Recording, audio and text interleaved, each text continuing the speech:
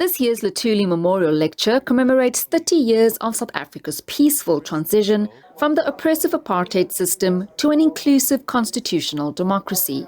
Lamola says the establishment of the Government of National Unity has improved political relations across the board. He says that the model of the GNU represents the democracy that most stalwarts had fought for. I think it has been a successful 6 years of voting in our country.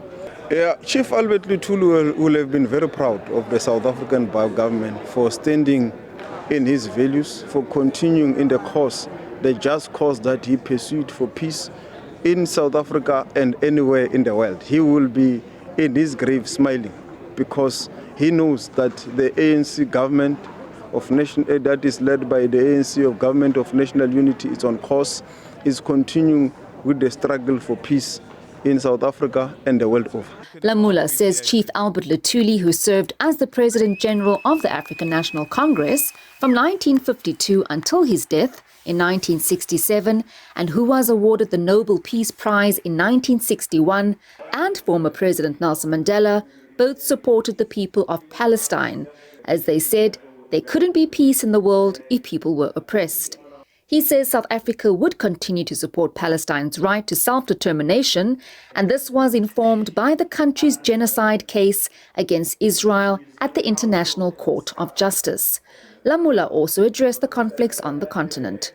And it is against this background that we continue to fight for peace, advocate for peace in the Middle East, de-escalation in the conflict, fight for peace in Sudan, the de-escalation of the conflict there in Sudan through the AU and the African Union, and also continue to fight for peace in the eastern part of the DRC, the cessation of fire agreement or truce that the president of Angola found is a product that we welcome and look forward to a long-lasting, peaceful solution in the eastern DRC.